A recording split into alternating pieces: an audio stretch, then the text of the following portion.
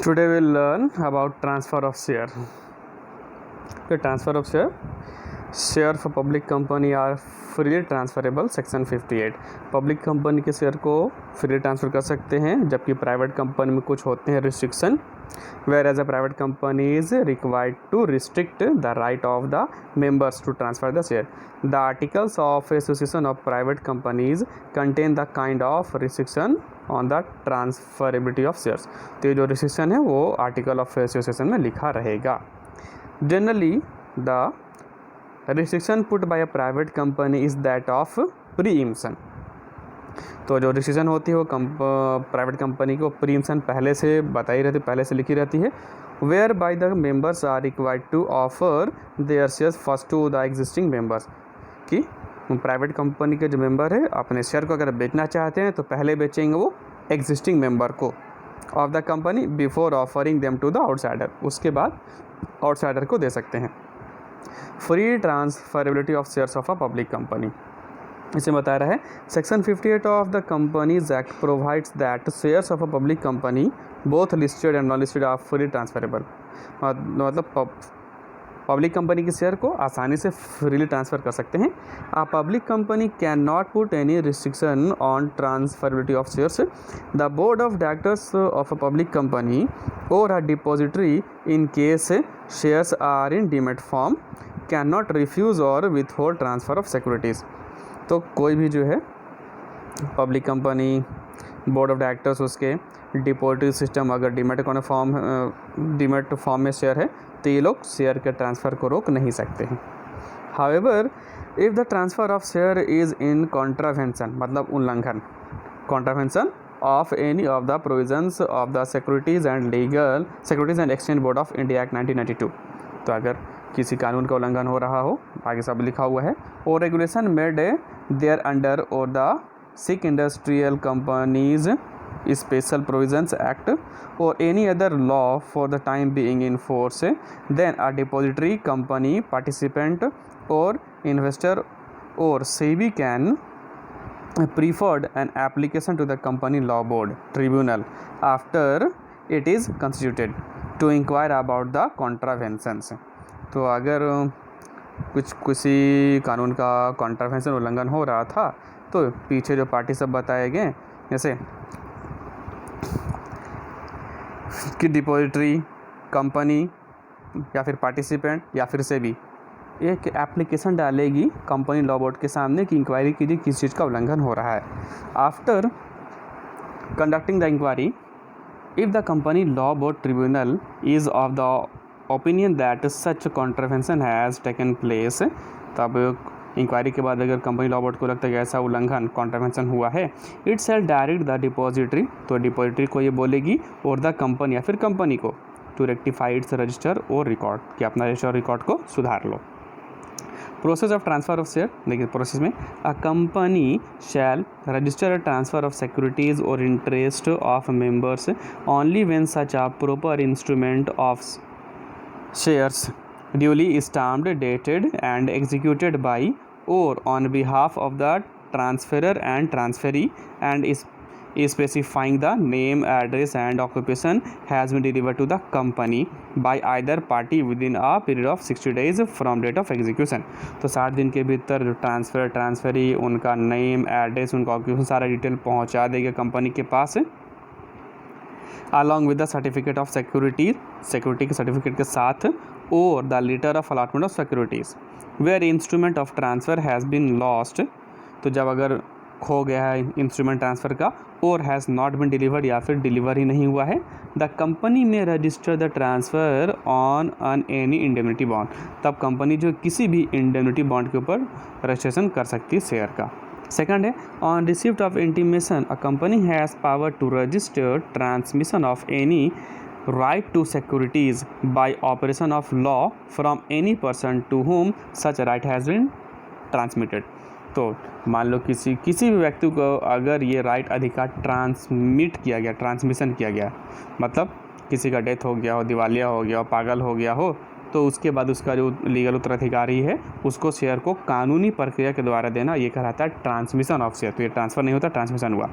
तो ट्रांसमिशन के बाद जिसके पास शेयर चल गया है, अगर वो फिर इंटीमेशन दे कंपनी को कि हम ट्रांसफ़र करना चाहते हैं शेयर, तो ठीक है, फिर वो उसको भी प्रोसेस किया जाएगा, उस शेयर का भी ट्रांसफ़र हो जाता है। Where an application is made by transferor alone and relates to partly paid share, अगर एप्लीकेशन सिर्फ ट्रांसफरर ने ही दिया है और वो रिलेटेड है पार्टली पेड शेयर से, मतलब फुली पेड शेयर नहीं हुआ है, the transfer shall be registered by the company only, तो ट्रांसफ़र कभी तभी रजिस्टर होगा, the transfer shall be registered by the company only, company ही उसको सिर्फ करेगी register after giving notice of the application to the transferee को, मतलब जो शेयर परचेज कर रहा है उसको एप्लीकेशन का नोटिस कंपनी देगी तब। And transferee gives no objection to the transferor, give no objection to the transfer within 2 weeks from the receipt of notice, और ट्रांसफेरी था मतलब जिसको शेयर मिलने वाला है, जो परचेस करने वाला है, वो नोटिस मिलने के 2 सप्ताह के भीतर नो ऑब्जेक्शन सर्टिफिकेट दे देगा। Fourth, the transfer of any security और other interest of a deceased person in a company made by his legal representative shall be valid as if he had been the holder at the time of the execution of the instrument of transfer। तो किसी भी legal representative जिसको share transmit किया गया है, अगर transfer के समय वो उसका लीगल होल्डर हो गया तो उसको भी अधिकार है।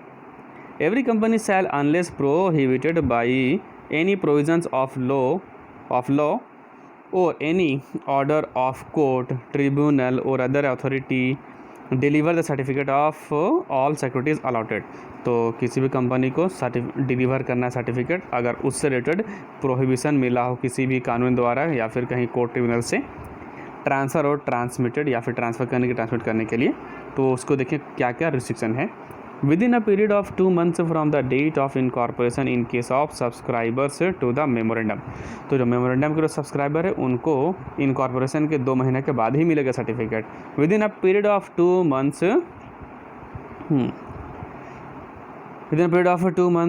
from the date of allotment in case of any allotment of any of its shares, तो अब allotment के 2 महीने के भीतर देना है, और ऊपर जो था मेमोरेंडम के सब्सक्राइबर उनको 2 महीने के भीतर देना है। थर्ड है within a period of 1 month from the date of receipt by the company of the instrument of transfer और इंटीमेशन ऑफ ट्रांसमिशन, तो कंपनी के केस में 1 महीने के भीतर सर्टिफिकेट वगैरह दे देना है अगर कंपनी शेयर परचेज करती है। तो within a period of 6 months from the date of allotment in case of any allotment of debentures, तो डिवेंचर होल्डर्स को अगर शेयर दिया गया है तो उस केस में 6 महीने के भीतर सर्टिफिकेट देना है। अब देखिए blank transfer of shares, blank transfer का मतलब होता है जैसे हम लोग ब्लैंक चेक काटते हैं, तो मान लो ब्लैंक चेक में हम लोग किसी का नाम नहीं लिखे कि किसको चेक दिया जा रहा है, सिर्फ अमाउंट भर दिया, अपना साइन करके दे दिए। अब जिसको हम लोग चेक दिए हैं उसकी मर्ज़ी, चाहे तो अपना नाम डाले या फिर किसी दूसरे पार्टी का नाम डाले, तो ये कहलाता है ब्लैंक ट्रांसफ़र। ऐसा ही यहाँ पे भी आएगा। Blank transfer means a transfer from signed by the transferor, किसी साइन करेगा ट्रांसफरर और उसको ट्रांसफ़र कर देगा of shares, and completed in all respect, और सब कुछ कंप्लीट किया है except the name and signature of the transferee, सिर्फ जिसके नाम पे शेयर हो रहा है उसका नाम और सिग्नेचर को छोड़कर। It give the right to the transferee of shares to get the shares registered to himself, तो ये अधिकार देता है ट्रांसफेरी को कि शेयर का रजिस्ट्रेशन वो अपने नाम पर करवा ले, और to transfer the shares to any other person, या फिर उसको किसी दूसरे के नाम पर ट्रांसफ़र कर दे, without undergoing the formalities of transfer of shares with respect to fresh transfer form and payment of stamp duty. A blank transfer can remain in circulation and valid only for a period of 60 days after it is signed, तो जब sign किया गया उससे लेकर 60 दिन के भीतर ये वैलिड है by the prescribed authority, और the company closes its register of member whichever is later, या फिर कंपनी मेंबर का जो रजिस्टर बंद करती है, दोनों में से जो बाद में होगा। अब देखिए यहाँ था ट्रांसमिशन ऑफ, जैसा पहले बताया गया था कि कानूनी प्रक्रिया के द्वारा किसी उत्तराधिकारी को शेयर दे देना वो ट्रांसमिशन कहलाता है, ट्रांसफ़र नहीं कहलाता है। Transfer of shares on account of operation of law is a term transmission of shares. Transmission of shares occurs in case of death, insanity और इंसॉल्वेंसी, तो किसी का डेथ हो जाए, वो पागल हो जाए या फिर दिवालिया हो जाए, ऑफ एन इंडिविजुअल मेंबर के केस में, if the member is a limited company, अगर मेंबर लिमिटेड कंपनी है, और it's liquidation, on it's liquidation, तो उसके केस में उसके लिक्विडेशन के समय। In all such cases, the legal representative, administrator, or the official assignee or receiver respectively shall be entitled to the shares. तो सारे केस में ये सब entitled है शेयर के लिए. It also includes devolution of title of the shares on account of constitutional changes. Second, the person claiming the title to the shares has to make an application to the company for transfer of shares in his name. तो जो title लेना चाहता है, मतलब अपने नाम पे share करवाना चाहता है, उसको कंपनी के सामने देना है application. Formal instrument of transfer is not required but the company may ask for probate succession certificate, letter of administration, certificate of death etcetera. मतलब फॉर्मल इंस्ट्रूमेंट जरूर नहीं है, लेकिन कंपनी ये सब चीज़ मांग सकती है. Third, the transfer of any security or other interest of a deceased person in a company made by his legal representative shall, even if the legal representative is not a holder thereof, be valid. तो जो legal representative है, अगर वो अभी holder नहीं बना है, फिर भी अगर वो ट्रांसफ़र करना चाहे तो वो वैलिड है, लेकिन शर्त यह है कि जब तक ट्रांसफ़र होने की प्रक्रिया पूरी होगी तो उस टाइम तक ये इसका होल्डर बन जाना चाहिए. Be valid as if he had been the holder, वो होल्डर बन गया at the time of the execution of the instrument of transfer. ये सेक्शन 56(5) के अंदर. He is also entitled to dividends declare by the company. वो dividend के भी लायक है, उसको मिलेगा. But he is not entitled to vote at the meeting of the company. लेकिन कंपनी की मीटिंग में उसको वोट देने का अधिकार नहीं है. However if the company is article permit, अगर कंपनी का आर्टिकल परमिशन दे दे तो ठीक है. The directors may withhold payment of dividends to compel a legal representative to elect whether he will और will not be a member of the company. Directors चाहे तो डिविडेंड का पेमेंट रोक सकते हैं, उसको ये कंपेल करने के लिए कि तुम बताओ कि मेंबर्स रहोगे क्या नहीं रहोगे. फोर्थ है, a company can refuse to register a transmission if there is a provision to that effect in the articles. Company refuse कर सकती है अगर उसका आर्टिकल में ऐसा प्रोविज़न हो, but the power must be exercised by the directors in good faith. लेकिन जो पावर एक्सरसाइज होगा वो डायरेक्टर्स के द्वारा गुड फेथ में करना चाहिए. The aggrieved party can appeal to the company law board tribunal for review.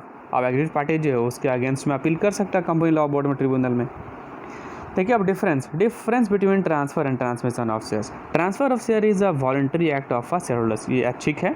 Transmission is by operation of law which take place in the event of death, insolvency, lunacy of a member और on the insolvency of the company in case company is the member. Second है, in case the transfer of shares the formal instrument of transfer is required to be executed by both transferor and transferee of shares unless share are held in demat form. तो अगर share demat form में है उसको छोड़कर सारे documents वगैरह instrument चाहिए होते हैं. ट्रांसफर दोनों के लगेंगे, जैसे हम लोग पहले पढ़ भी चुके थे. Transmission does not require any formal instrument. इसमें फॉर्मल इंस्ट्रूमेंट नहीं चाहिए. Only intimation is to be given to the company along with the supporting proof of title. Stamp duty is to be paid on transfer of shares unless it is in demat form. तो अगर share demat form में जब तक नहीं तब उसको छोड़कर stamp duty लगेगी. Stamp duty is not payable on transmission of shares. Fourth है, transfer of share is not possible in case of restrictions being put by any regulation और law. Example lock in period. तो किसी भी regulation या फिर law के द्वारा कुछ लगाया गया है रिस्ट्रिक्शन तो ट्रांसफ़र नहीं हो पाएगा. जैसे कि एग्जांपल लॉक इन पीरियड इस दौरान नहीं होगा शेयर का ट्रांसफ़र. ट्रांसमिशन में no such prohibition is applicable in case of transmission of share. इसमें ऐसा कुछ नहीं है. Okay, thank you.